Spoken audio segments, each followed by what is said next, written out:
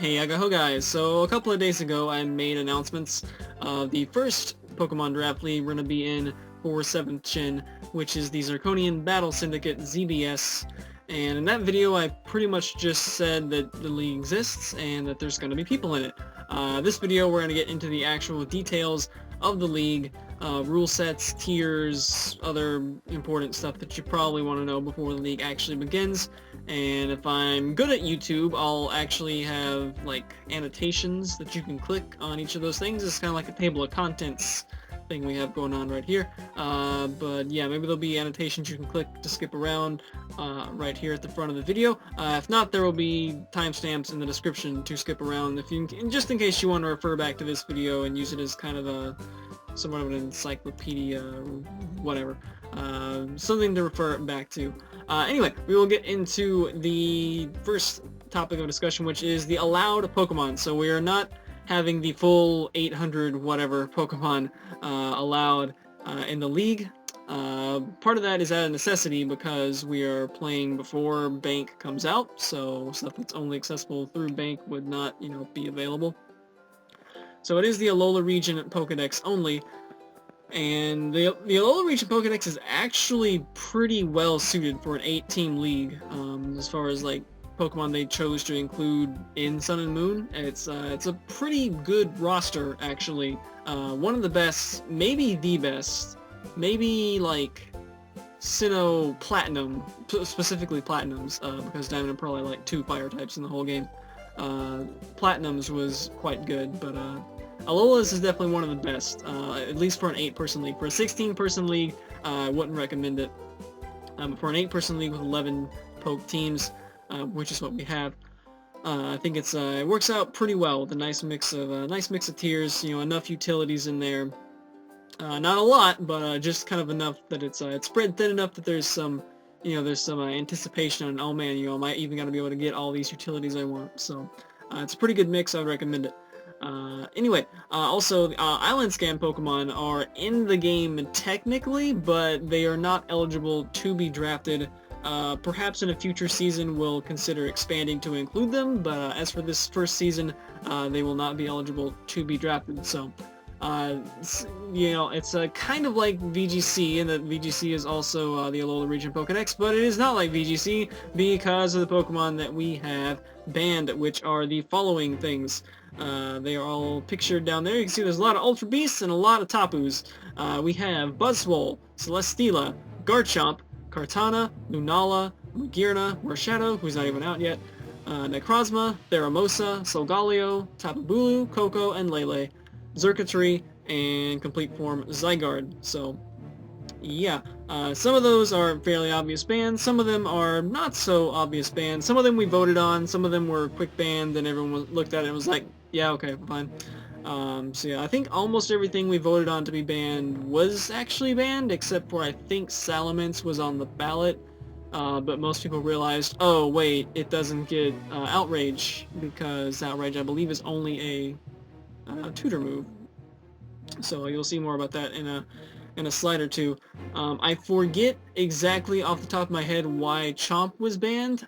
Cayman in the comments actually will be helping me out answering your questions about bans and tierings that you'll see a little bit later. So yeah, he did a lot of our research on things that need to be banned and where stuff should go tier-wise, so he saved us all a lot of effort in getting that preliminary work done for the rest of us to review and come to consensuses on. So those are our banned Pokemon. And we also have some banned moves and items, some of which might be shocking. In the first one there, you see, yep, we went there. We banned Scald, because nobody likes freaking 60% burn chance that Scald has. Nintendo, Game Freak, of course, it's like, oh, Scald's a broken move. What do? We nerf burn. Typical freaking whatever. Anyway, so nuts to that. You'll notice that all 4 of those moves, Scald, Quiver Dance, Shell Smash, and Tail Glow, were not in 4th Gen. So that might be a contributing reason why. Yes, I know Tail Glow was technically in 4th Gen, but it was a double boost, then it was the same thing as Nasty Plot, it was not triple boost. So yeah, kind of triple boost clause is going on there. Scald, Quiver, Shell Smash, and Tail Glow all getting the boot. And notably Baton Pass, fully legal, do whatever the cart, because, you know, that's kind of 3 of the most powerful boosting moves there that you would possibly want to use with it, are gone. So kind of, you know, clearing the root of the problem there and whatever. Anyway, as far as items go, so a thing we knew was going to be banned before Sun and Moon even came out was going to be Mega Stones, because we had been wanting to put this league together. Very few, if any of us, even were like neutral towards Megas. Most of us did not like Megas at all. So we knew it was not going to have Megas. And then Sun and Moon kind of turned around and like kind of gave us Megas, but kind of didn't. So it was just the easy, you know, whatever. You know, with 8 teams, there would technically be enough easily for there to be a mega draft in there as well. But none of us really like Megas, so no Megas. And the successor to Megas, Z-Moves, also we gave the boot because those weren't in 4th gen, so kind of too much to tango with, and you know, trying to keep it as pure as possible, I guess, without going up and having too much of the new flashy stuff going on. And then a couple of other random hacks items bans. I don't think hacks item clause has been a thing since 4th gen, so perhaps fittingly we've seen he brought it back. You know, none of these items are really, you know, overpowering or anything like that. It's just, you know, they're kind of inconvenient and sometimes annoying, so we're like, well, whatever, we'll throw, you know, all the hacks items up on a ballot and, you know, keep whichever ones you want and, you know, don't keep whichever ones you don't want. So that's kind of how that went down, and we ended up banning Bright Powder / Lex Instance, which is the accuracy reducing one, King's Rock Razor Fang, the flinch one, and Quick Claw, the Act First one. I believe we kept Focus Band, the 10% chance to live at 1, and Scopeland / Razor Claw, which is the critical up one, which, you know, actually does have some actual utility on like focus energy sets and things like that. So plus you can't really detect that one's even being used anyway necessarily. So there is that. Focus Band is the only like true hacks item they're allowed. You know, there's not really much rhyme or reason for one thing or another, but I guess there's also a lot of well, not a lot of sand and hail going around, but you know, that kind of negates some of Focus Band a little bit. But anyway, so those are our banned moves and items. Most of those you probably won't see banned in most leagues, but they're banned in ours. So let's move on to a actual very relevant thing, which is moveset limitations that I need to call attention to. So I mentioned our allow set is the Alola Pokedex, and we're playing pre-bank. When I say we're playing pre-bank, I mean we're playing as if bank does not exist. So anything requiring Pokemon Bank in order to obtain is not allowed. This has several huge ramifications, the most immediate being that no past generation tutors or TM moves. That means that about 90% of Stealth Rock users in standard play don't get Stealth Rock. It's like, oh, here's Skarmory, for example.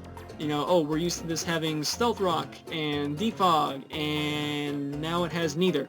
So a lot of pokes have a lot of like notable moves ripped out of their inventory. Let's see another notable, you know, loss of Stealth Rock. The Evolutions don't get Heal Bell, for example, things like that. Similarly, there's quite a few egg moves that are inaccessible because the parents that you need to get the egg moves on the poke are not in Sun and Moon, so you cannot get them without using Bank to import those pokes in. An example of this would be Tentacruel and Cloyster. They get Rapid Spin, right? No, they don't, because Blastoise is where that egg chain starts, and then Blastoise gives it to Kabutops, and then Kabutops gives it to Cloyster and Tentacruel. But because Blastoise and Kabutops are not in the game, you can't actually get Rapid Spin onto the guys. So obviously anything that's in the field egg group is probably going to be fine because of Smeargle, but that, you know, losing those egg moves is a major loss to the utility of some pokes, and definitely affects their tiering, as you'll see.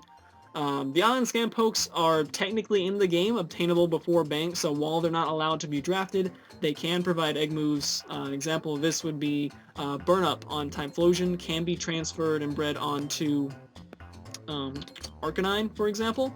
I guess you can also do that one with Sketch. I think he's field egg group, but the existence of Burn Up in the game is sort of the crux of the matter there. Also, speaking of Smeargle, Sketch can only copy obtainable moves, so no like throwing in once Bank is out, say Entei, and Smeargle grabs Sacred Fire. Needs Bank in order to get access to a Sacred Fire to Sketch, so that's not allowed. And then last, It's not quite a strict, what is the, I don't know what the thing's called. I call it the Black Cross. I'm pretty sure that's not what it's actually called. I've seen what it's called, but I don't remember what it's called.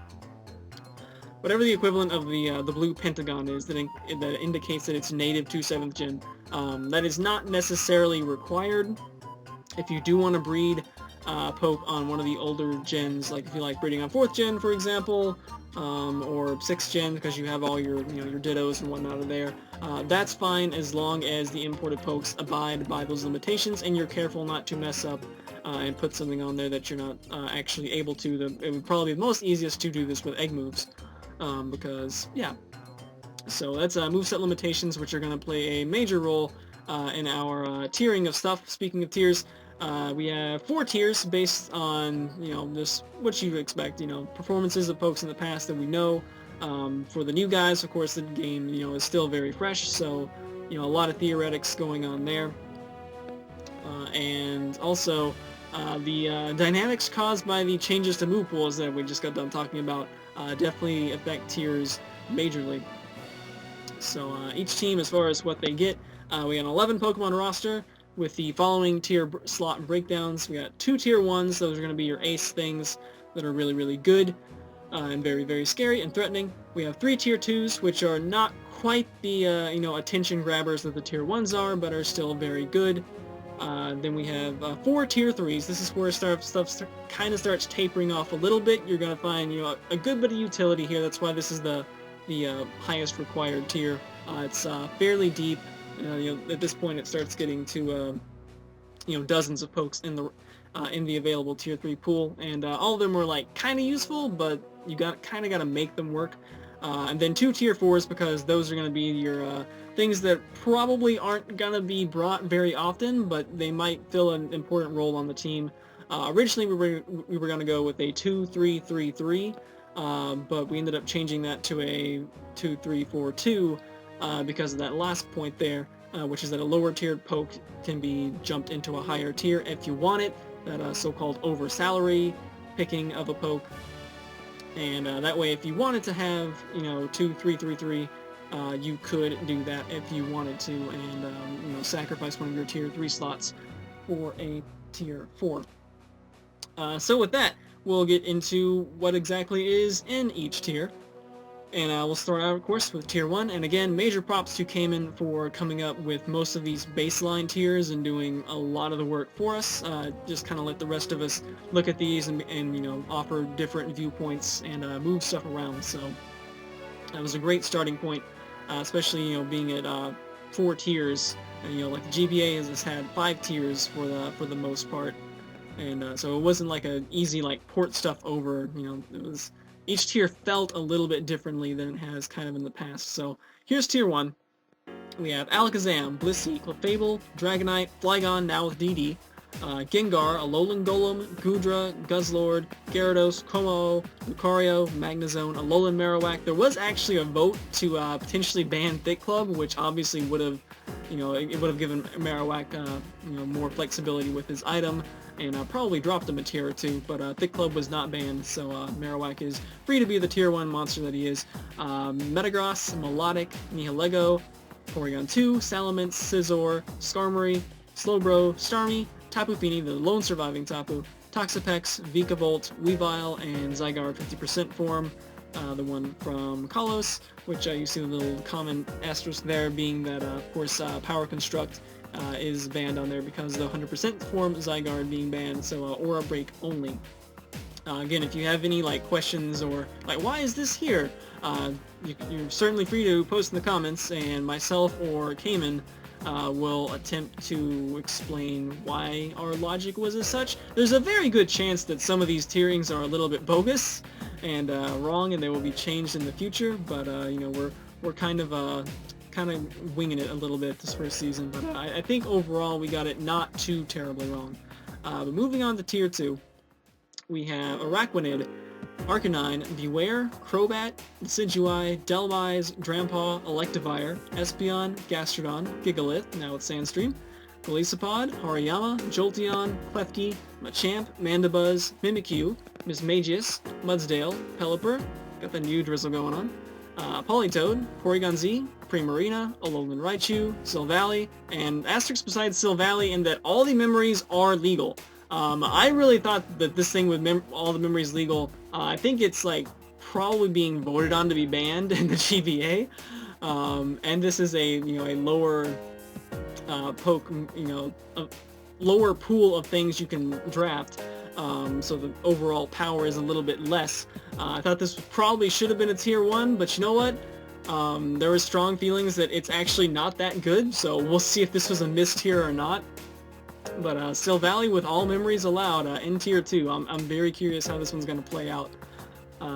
Moving on, we have Slowking, Snorlax, Sylveon, Talonflame with the nerfed Gale Wings, of course, Umbreon, Vaporeon, and Zygarde 10% form. The dog form, once again, Power Construct banned, only Aura Break allowed, but you still have 1,000 arrows to, whack things that would like to float over your ground type stab, so still pretty good. Still has 100 base attack.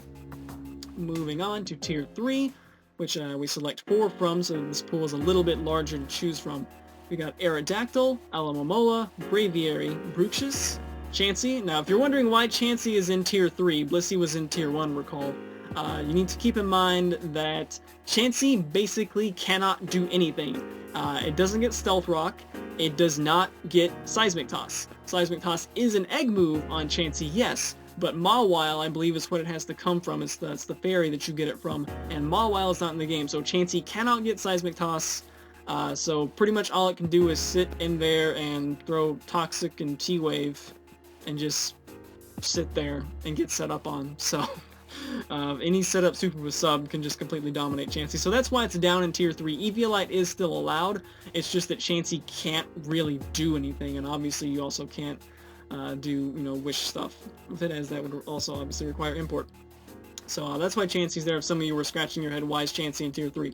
Comfey, Crabominable, Ditto, Alolan Dugtrio, Alolan Exeggutor, Frostlass, Honchkrow, Incineroar, Kadabra, Crocodile, Lycanroc. Both forms are separately draftable because they do have different base stats and slightly different move pools as well. I keep thinking the Night form is Rock Dark, but it's not. But whatever, they're both Rock. Magmortar, I've never said Magmortar that way. Magneton, Miltank, Meteor. Remember, Shell Smash banned, so that's why it's down in tier 3. Alolan Muck, Murkrow, Alolan Ninetales, Palossand, Passimian, Alolan Persian, Poliwrath, Rampardos, Relicanth, Ribombee, Quiverdance banned, but for Ribombee itself, Calm Mind is basically the same move since it's so fast in this metagame where base 130 is the fastest thing. So it's kind of obviously a much lower end tier 3 now than it would be with Quiver, but nonetheless. Sableye, Salazzle, Scyther, Sharpedo, Smeargle, Tauros, Tentacruel, remember, does not get Rapid Spin. Torkoal, now with the Bring in the Drought. Toucannon, Trevenant, Sarina, Type Null, who is a very good Eviolite user, by the way, bulkier than P2. Vanillux, Whimsicott, and Wishy-Washy rounding out tier 3. And then off to tier 4, where we only pick 2 from because most of these guys are not that good, so we don't want to shackle too many of them on a team. But, give the low tier guys, some chance to shine, maybe show off some utility they can provide. We have Absol, Archeops, Ariados, Bastiodon, Boldor. Remember, some of these are listed on there, and anything that I haven't mentioned before is also in tier 4. Some of these NFEs are notable because, for example, Boldor is one of very few Stealth Rockers available. So that's why they're actually explicitly called out here. Butterfree, Carbink, Caracosta, again, no Shell Smash. Castform, Cloyster, again, no Shell Smash, no Rapid Spin. Corsola, Delibird, Dragonair, Drifblim, Electabuzz, Emolga, Fearow, Flareon, Garbodor, Glaceon, Glalie, Golbat, which doesn't get Defog, and I actually believe it does get Defog. I think it does. I think it's Egg Move. Golduck, Bramble, Alolan Graveler, once again, one of the few users of Stealth Rock. Gumshoes, Haunter, Hypno, Kangaskhan, Koala, Lantern, Lapras, Leafeon, Lydian, Lilligant. Once again, Quiverdance banned, as the train is trying to come through once again. Lumineon, Lurantis, Lovedisc, Machoke, Magmar, Marini, Masquerain, Metang, Misdreavus, Nosepass, Oranguru, Oricorio, With Oricorio, all 4 of the forms are available as a nice convenient bundle at Tier 4, so that could be a very nice value pick for somebody. They are all weak to Rock, so if you get Stealth Rock set up, especially if you're the Bile form, I think it is, the Firefighting or Fire Flying one, that could be an issue for you, but yeah, we decided to bundle all those in the Tier 4. Maybe with the bundle could have been moved up to Tier 3, but at the least we didn't want them all separated, since they literally have the same move pool. It's just one move changes types. So we'll see how that goes.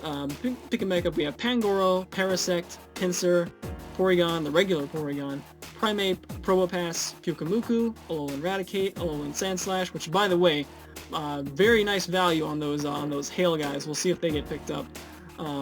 Seaking, Shelgon, Shiinotic, Sneasel, Spinda, Stoutland, Sudowoodo, Togedemaru, Turtonator, Wailord, Mr. Bean, and Wigglytuff.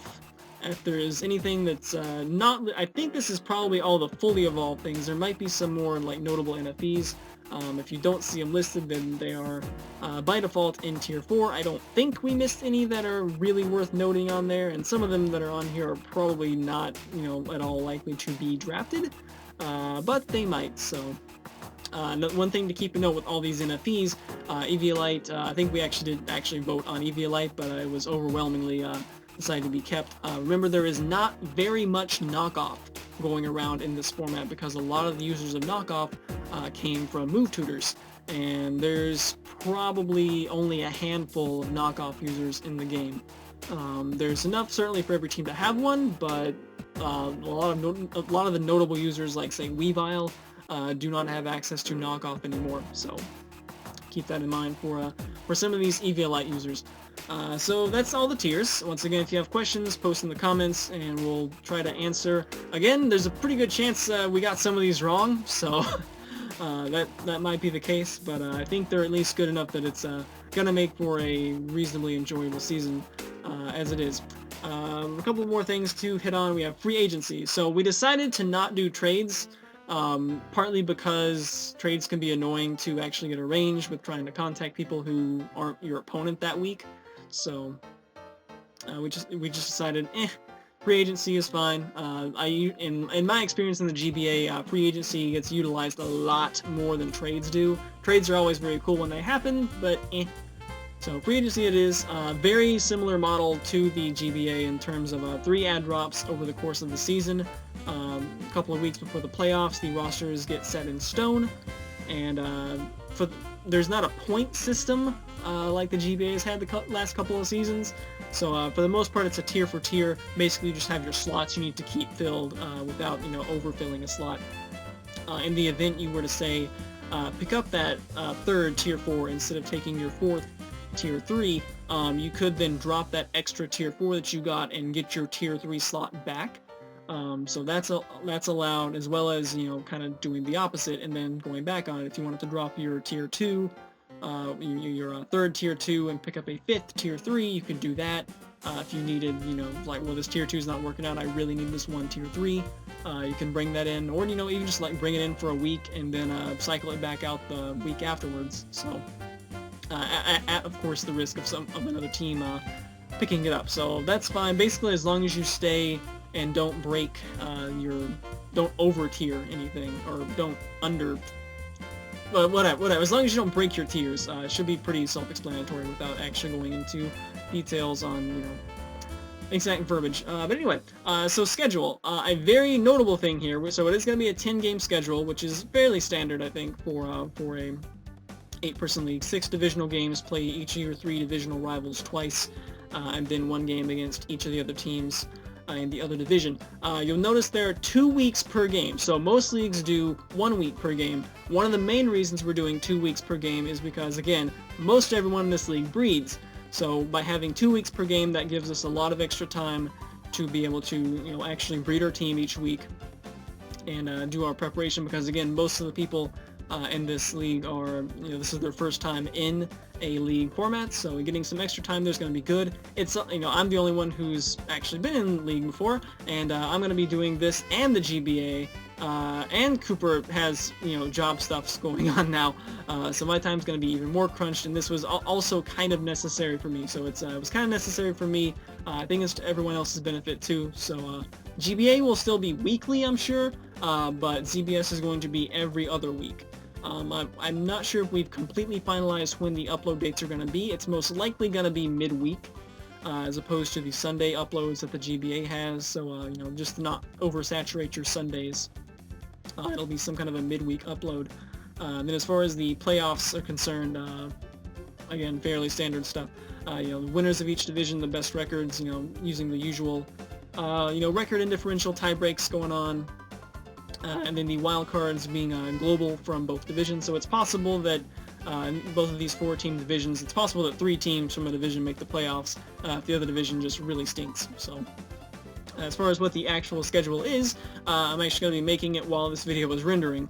Well, I know what the schedule is, but I haven't made a graphic for it yet. There will be a graphic linked for the full schedule in the description if you want to see when a certain team is going to play another team. So that being said, that is pretty much all the information that I had on here listed to tell you guys. So it looks like we kept it under 30 minutes, so good job. Once again, if you have any questions, comments, concerns, and general comments, I already said comments, darn it. If you have any things that you want to say at Kooper and other people in the league, you can leave them in the comments below, and that'd be great, because comments are like literally the only thing on YouTube that I care about. Views and subscribers are dumb. Comments are cool because you get to read stuff. I like reading. Yeah, that's gonna be it. So coming up sometime, what is today? Today is like the 26th of December, going into the 27th. So possibly later this week. If not, then definitely sometime in the first week of January, we will be either streaming or uploading a draft commentary, like revealing all the picks live. It'll either be a video or a stream. I'm not sure if my internet's going to support streaming or not, but if it is going to be a stream, then I guess you can look at Kooper's Twitter thing, and I'll announce when that's going to be. I might also upload a very quick video announcing when it's going to be when we decide that. Otherwise, I'll just upload it sometime out of the blue if it's just going to be a video.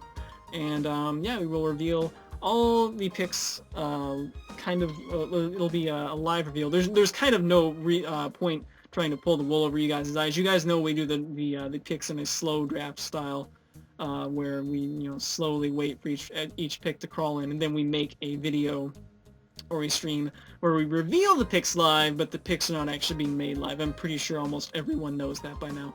But yeah, so we will reveal all 88 selections at some point over the next week or so. And yeah, after that, we're going to be getting started sometime in early January. Tentative start date is going to be January 11th. I think we're going to target somewhere around there for our week 1 uploads, so you can look forward to videos actually coming up. Sometime around then, might be the week afterward, depending on how long people need to get their initial breed set up and whatnot going on. So at this point, I'm starting to push 30 minutes, so I better shut up. See you guys in however long, probably less than a week, for our draft reveal. And yeah, hope you will look forward to all the stuff and the things. Later days!